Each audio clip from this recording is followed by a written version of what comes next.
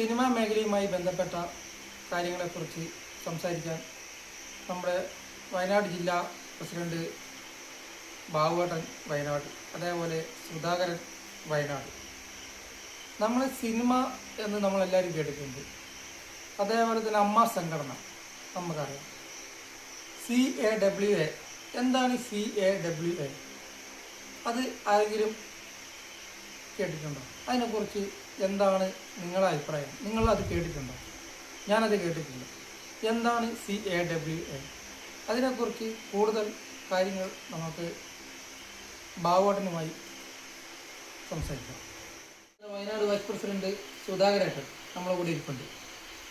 അപ്പോൾ CAWA എന്താണെന്നുള്ളത് ബാബുവേട്ടനുമായി നമുക്കൊന്ന് സംസാരിക്കാം. നമസ്കാരം.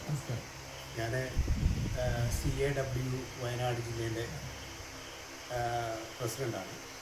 പിന്നെ ഈ CAWA എന്ന് പറയുന്നത് സിനി ആർട്ടിസ്റ്റ് വർക്കേഴ്സ് അസോസിയേഷൻ എന്ന് പറഞ്ഞ ഒരു സംഘടനയാണ്. ഇത് നമ്മുടെ സംസ്ഥാനത്ത് 14 ജില്ലയിലും ഇപ്പോൾ നല്ല രീതിയിൽ പ്രവർത്തിച്ചുകൊണ്ടിരിക്കുന്ന ഒരു സംഘടനയാണ്. അതുപോലെ തന്നെ അമ്മ പോലെയാണിത്.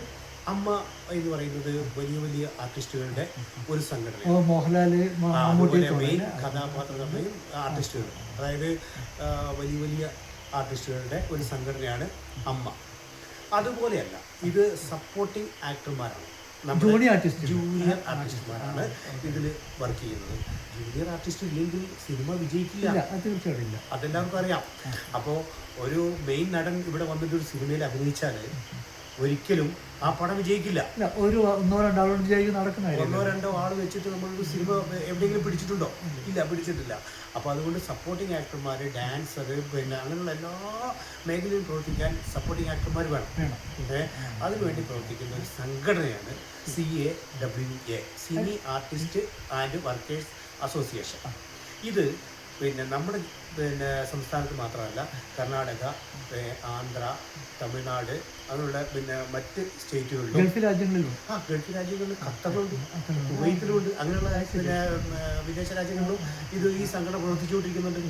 അപ്പോൾ ഇതിൻ്റെ പ്രത്യേകത എന്ന് പറയുന്നത്, നമ്മൾ ഈ സംഘടന കൊണ്ട് ഉദ്ദേശിക്കുന്നത് പ്രത്യേകിച്ചും ഈ സംഘടനയുടെ പ്രവർത്തിക്കുന്ന ആർട്ടിസ്റ്റുകൾക്ക് അതായത് തുച്ഛമായ വേതനമാണ് ലഭിക്കുന്നത്.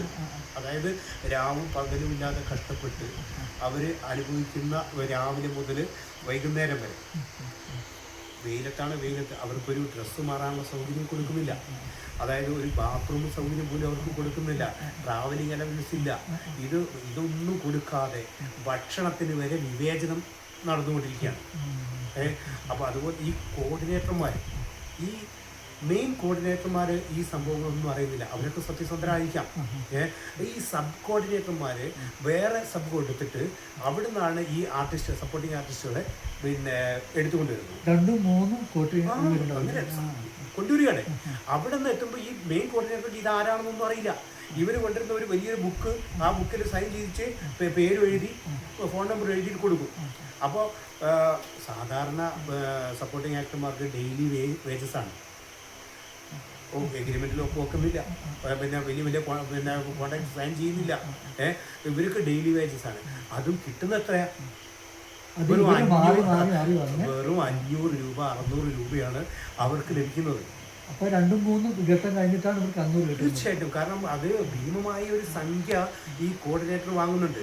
അത് സബ് കോർഡിനേറ്റർ കൊടുക്കും, അതിൽ നിന്ന് താഴെ സബ് കൊടുക്കും, അതിൽ നിന്ന് ഇടനിലക്കാരായിട്ട് അവരൊക്കെ പൈസ വാങ്ങിയിട്ട് അവസാനം ആർട്ടിസ്റ്റിന് കിട്ടുന്നത് തുച്ഛമായ 500 രൂപ 600 രൂപയാണ്.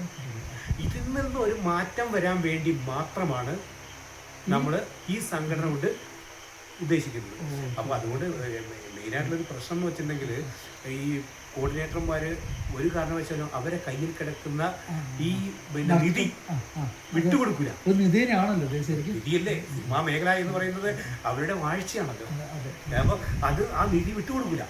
അത് വിട്ടുകൊടുക്കാൻ നമ്മൾ ഈ സംഘടന ആവശ്യപ്പെടുന്നത് തന്നെ നമ്മുടെ സപ്പോർട്ടിങ് ആക്ടർമാർക്ക് അവകാശങ്ങൾ, രാവും പകലും കഷ്ടപ്പെടുന്നതിനുള്ള അവകാശങ്ങൾ കിട്ടണം. ഒരു സിനിമയ്ക്ക് 10-100 ജൂനിയർ ആർട്ടിസ്റ്റുകൾ ചിലപ്പോൾ വേണ്ടി വരും അല്ലേ? 100 ക്രൗഡ് വർക്കിനൊക്കെ എത്ര ആൾക്കാർ നമ്മൾ സപ്പോർട്ടിങ് ആക്ടർമാരായിട്ട് കൊടുക്കുന്നുണ്ട്. അപ്പോൾ നല്ല തുക തന്നെ അടിച്ചു മാറ്റും. അതേ ഒരു സെറ്റില് ഒരു ക്രൗഡ് വർക്ക്, ഒരു സമരം നടക്കുമ്പോൾ അവിടെ എത്ര ആൾ വേണം? അവർക്കൊക്കെ ഈ വേതനം, അതായത് കാര്യം കൂടി പറഞ്ഞു. ഈ വരുന്ന 27-ാം തീയതി എറണാകുളം പ്രൊഡ്യൂസേഴ്സ് അസോസിയേഷനിലേക്ക് ഒരു മാർച്ച് നിങ്ങൾ സംഘടിപ്പിക്കുന്നുണ്ടെന്ന് അറിഞ്ഞിട്ടുണ്ട്. എന്താണ് അതിനെക്കുറിച്ച് സംസാരിക്കാനുള്ളത്? താങ്കൾ പറഞ്ഞ കാര്യം വളരെ വ്യക്തമാണ്. ഒക്ടോബർ 27-ാം തീയതി CAWൻ്റെ ഒരു പ്രതിഷേധ മാർച്ച് എറണാകുളം ജില്ലയിൽ സംഘടിപ്പിച്ചിട്ടുണ്ട്. അതെന്ന് പറഞ്ഞിട്ടുണ്ടെങ്കിൽ നമ്മുടെ പ്രൊഡ്യൂസേഴ്സ് അസോസിയേഷൻ ഓഫീസിലേക്കാണ് മാർച്ച് വെക്കുന്നത്. ഈ പറഞ്ഞ ആവശ്യങ്ങളൊക്കെയാണ് നമ്മൾ ഇതിന് മുന്നിൽ വെച്ചിരിക്കുന്നത്. നമ്മളിപ്പോൾ ചർച്ച ചെയ്തിരിക്കുന്ന എല്ലാ കാര്യങ്ങളും അതിൽ ഉൾക്കൊള്ളിച്ചിട്ടുണ്ട്. അതുകൊണ്ട് എല്ലാവരും ഈ സപ്പോർട്ടിംഗ് ആക്ടർമാർക്ക് വേണ്ടി അഹോരാത്രം പ്രവർത്തിക്കണം എന്ന് മാത്രമേ എനിക്ക് ഈ അവസരത്തിൽ നിങ്ങളോട് പറയാനുള്ളൂ. മറ്റ് ഭാരവാഹികളും നമ്മുടെ സംഘടനയിൽപ്പെട്ട മറ്റെല്ലാവരും ഇവിടെ ഉണ്ട്. അതുപോലെ തന്നെ സംസ്ഥാന പ്രസിഡന്റിന് അതിന് നമ്മൾ ഒരു പ്രചോദനം കൊടുക്കുക. അദ്ദേഹം രാവും പകലില്ലാതെ നമ്മുടെ സംഘടനയ്ക്ക് വേണ്ടി വളരെയധികം കഠിനാധ്വാനം ചെയ്യുന്നുണ്ട്. അപ്പോൾ ഇതൊരു വിജയമായി തീരുവാൻ വേണ്ടി നമുക്ക് കൂട്ടായ്മയോടുകൂടി പ്രവർത്തിക്കണമെന്നാണ് എൻ്റെ അപേക്ഷ. 8 മണിക്കൂറിന്റെ കാര്യം എന്തോ പറയുന്നുണ്ടായിരുന്നല്ലോ ഷൂട്ടിംഗ് സെറ്റിലെ. സംഭവം എന്ന് പറഞ്ഞിട്ടുണ്ടെങ്കിൽ 8 മണിക്കൂർ ഡ്യൂട്ടി ടൈം എന്ന് പറയുന്നത്. ഷൂട്ടിംഗ് സൈറ്റിൽ ഇപ്പോൾ 15 മണിക്കൂർ 16 മണിക്കൂർ ഡ്യൂട്ടി ചെയ്താലും ഈ തുച്ഛമായ വേതനമാണ് കിട്ടുന്നത്. അത് ക്രമപ്പെടുത്തിക്കൊണ്ട് 8 മണിക്കൂർ ഡ്യൂട്ടിയും അതിനുശേഷം ഓരോ മണിക്കൂറിനും ഓവർ ടൈമായിട്ട് നമ്മൾ കൊടുക്കാൻ വേണ്ടിയിട്ടാണ് നമ്മൾ ഉദ്ദേശിക്കുന്നത്. അത് ആവശ്യപ്പെട്ടുകൊണ്ടുള്ള സമരവും കൂടിയാണിത്. അപ്പോൾ ഇതെല്ലാം സർക്കാർ അംഗീകരിച്ചിട്ടുണ്ട്. ഇതെല്ലാം ഉടനടി അത് നിയമം കൊണ്ടുവരികയും ചെയ്യും. അടുത്ത മാസം അത് നിയമം പാസ്സാക്കുകയും ചെയ്യും എന്നാണ് നമ്മുടെ മിനിസ്റ്റർ നമ്മളെ അറിയിച്ചിരിക്കുന്നത്. ഈ പ്രൊഡ്യൂസേഴ്സ് അസോസിയേഷൻ നമ്മളോട് വിവേചനപരമായിട്ടാണ് സംസാരിക്കുന്നത്. അതായത് അവർ പ്രൊഡ്യൂസർമാർ പ്രൊഡക്ഷനിൽ കൊടുക്കുന്നു, അവരെന്ത് ചെയ്യും, കോർഡിനേറ്റർമാർക്ക് കൊടുക്കും. ഈ കോർഡിനേറ്റർമാരെ നമ്മളെ വേണ്ട, നമ്മളെ ഒഴിവാക്കിക്കൊണ്ട് അവർ സബ് കൊടുക്കുകയാണ്. അത് ഒഴിവാക്കി കിട്ടുന്നതിന് വേണ്ടി നമ്മൾ ഈ മാസം 27-ാം തീയതി എറണാകുളത്ത് പ്രൊഡ്യൂസേഴ്സ് അസോസിയേഷൻ്റെ ഓഫീസിലേക്ക് ഒരു ധർണ സംഘടിപ്പിക്കുന്നത്. അതിനിപ്പോൾ നമ്മുടെ വയനാട് ജില്ലയിൽ നിന്നും എല്ലാ ജില്ലയിൽ നിന്നും ഭാരവാഹികൾ പോകുന്നുണ്ട്. എറണാകുളം ജില്ലയുടെ ലേബലിലാണ് നമ്മളിപ്പോൾ അന്ന് ഇത് ചെയ്യാൻ പോകുന്നത്.